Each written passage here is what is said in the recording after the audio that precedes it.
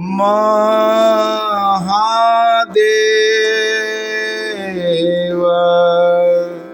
महादेव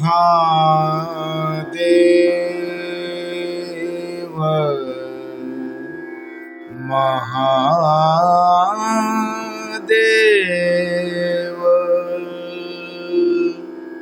हर हर महादेव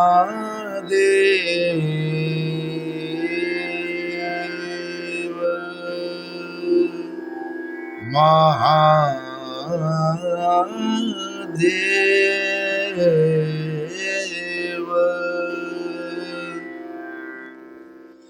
धर्म प्रेमी बंधुओं, आज श्री शिव महापुराण रुद्र संहिता पार्वती खंड के 16वें अध्याय में आप सब सुने तारकासुर से उत्पीड़ित देवताओं को ब्रह्मा जी द्वारा सांत्वना प्रदान करने की कथा। ब्रह्मा जी बोले, उसके बाद तारकासुर से पीड़ित वे समस्त देवता मुझ प्रजापति को भली भांति प्रणाम कर परम भक्ति से स्तुति करने लगे। देवताओं की यथार्थ एवं हृदय ग्राही सरस स्तुति सुनकर अत्यंत प्रसन्न होकर उन देवताओं से कहा, हे देवताओं, आप लोगों का स्वागत है। आप लोगों के अधिकार निर्विघ्न तो हैं। आप लोगों के अधिकार निर्विघ्न तो हैं। आप सब यहाँ किस निमित्त आए हैं, मुझसे कहिए। मेरी यह बात सुनकर तारकासुर से पीड़ित वे सभी देवता मुझे प्रणाम करके विनयी हो दीनता पूर्वक मुझसे कहने लगे। देवता बोले, हे लोकेश, आपके वरदान से अभिमान में भरे हुए तारकासुर ने हठपूर्वक हम लोगों को अपने स्थानों से वंचित कर उन्हें बलपूर्वक स्वयं ग्रहण कर लिया है। हम लोगों के समक्ष जो दुख उपस्थित हुआ है, क्या आप उसे नहीं जानते? हम लोग आपकी शरण में आए हैं, उस दुख का शीघ्र निवारण कीजिए। हम लोग जहां कहीं भी जाते हैं, वह असुर रात दिन हम लोगों को पीड़ित करता है।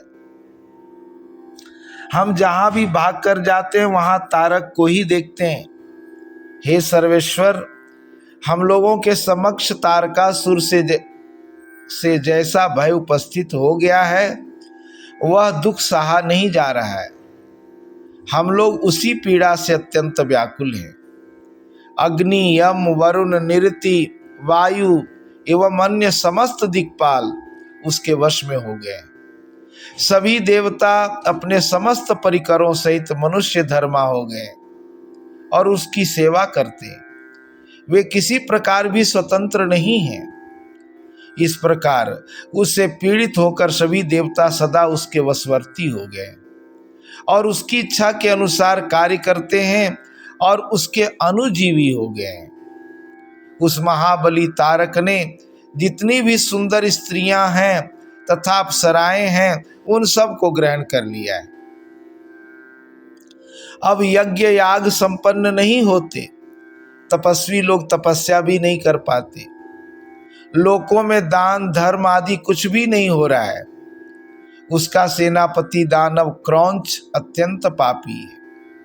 वह पाताल लोक में जाकर प्रजाओं को निरंतर पीड़ित करता है।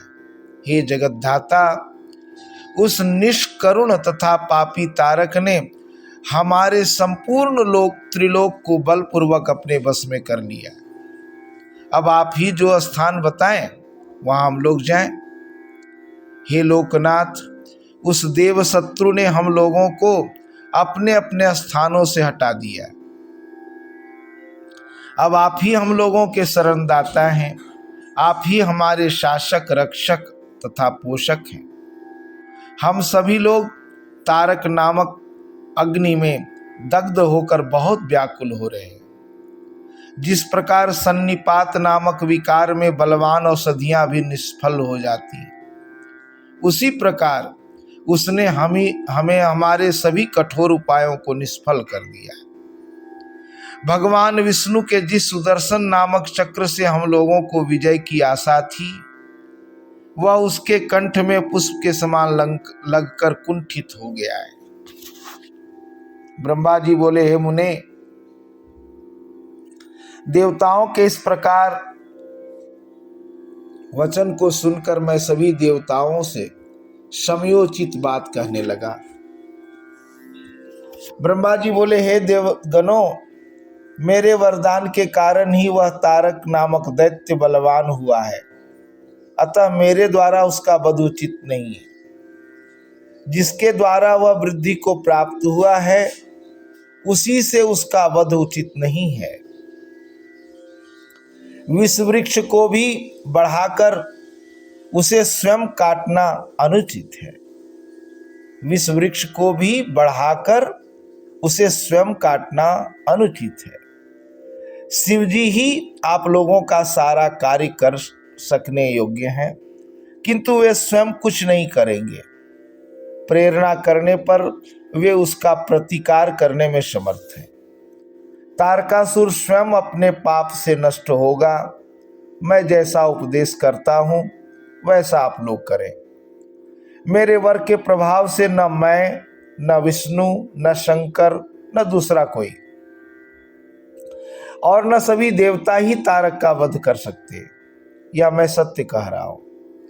हे देवताओं, यदि शिव जी के वीर्य से कोई पुत्र उत्पन्न हो तो वही तारक दैत्य का वध कर सकता है, दूसरा नहीं। हे श्रेष्ठ देवताओं, मैं जो उपाय बता रहा हूं उसे आप लोग कीजिए। वह उपाय महादेव जी की कृपा से अवश्य सिद्ध होगा। पूर्व काल में जिन दक्ष कन्या सती ने दक्ष यज्ञ में अपने शरीर का त्याग किया था, वे ही इस समय मेना के गर्भ से उत्पन्न हुई हैं। यह बात आप लोगों को ज्ञात ही है। हे देवगणों, महादेव जी उनका पानी ग्रहण अवश्य करेंगे, तथापि आप लोग भी उसका उपाय करें। आप लोग यत्न पूर्वक ऐसा उपाय कीजिए कि मेना की पुत्री पार्वती में शिव जी के वीर्य का आधान हो। ऊर्ध्वरेता शंकर को च्युत वीर्य करने में वे ही समर्थ हैं, कोई अन्य स्त्री समर्थ नहीं है। पूर्ण यौवन वाली वे गिरजा पुत्री इस समय हिमालय पर तपस्या करते हुए शंकर की नित्य सेवा करती हैं। अपने पिता हिमवान के कहने से वे काली शिवा अपनी 2 सखियों के साथ ध्यान परायण परमेश्वर शिव की हठपूर्वक सेवा कर रही हैं। सेवा में तत्पर उन त्रैलोक्य सुंदरी को सामने देखकर ध्यान मग्न महेश्वर मन से भी विचलित नहीं होते। हे देवताओं, वे चंद्रशेखर जिस प्रकार काली को भार्या रूप में स्वीकार करें, आप लोग शीघ्र ही वैसा प्रयत्न करें। मैं भी उस दैत्य के स्थान पर जाकर उस तारक को दुराग्रह से रोकूंगा। हे देवताओं, अब आप लोग अपने स्थान को जाइए। देवताओं से इस प्रकार कहकर मैं शीघ्र ही तारक नामक असुर के पास जाकर उसे प्रेम पूर्वक बुलाकर कहने लगा।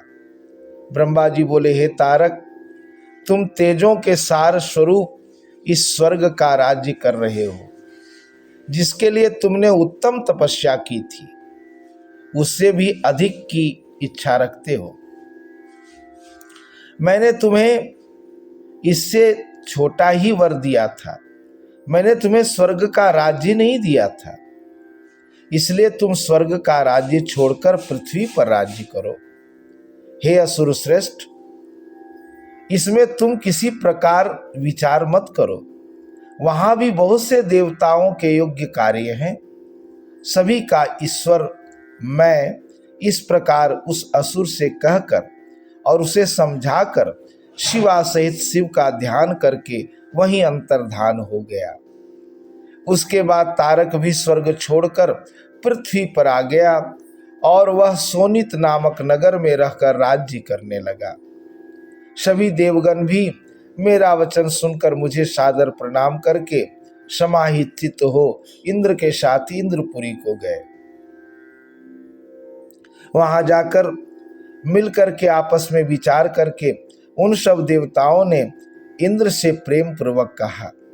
देवता बोले, हे इंद्र, जिस प्रकार भगवान शंकर सकाम होकर शिवा की अभिलाषा करें, ब्रह्मा जी के द्वारा बताया हुआ वह सारा प्रयत्न आपको करना चाहिए। ब्रह्मा जी बोले, इस प्रकार इंद्र से संपूर्ण वृत्तांत निवेदित करके वे देवता प्रसन्नता पूर्वक सब ओर अपने अपने स्थान को चले गए। इस प्रकार श्री शिव महापुराण के अंतर्गत द्वितीय रुद्र संहिता के तृतीय पार्वती खंड में देव सांत्वन वर्णन नामक 16वां अध्याय पूर्ण हुआ। हर हर महादेव देव, हर हर महादेव देव, हर हर महादेव, हर हर महादेव। तो ये था 16वां अध्याय, और कल 17वें अध्याय में आप सब सुनेंगे इंद्र के स्मरण करने पर कामदेव का उपस्थित होना, शिव को तप से विचलित करने के लिए इंद्र द्वारा कामदेव को भेजने की कथा। आज के लिए इतना ही, धन्यवाद।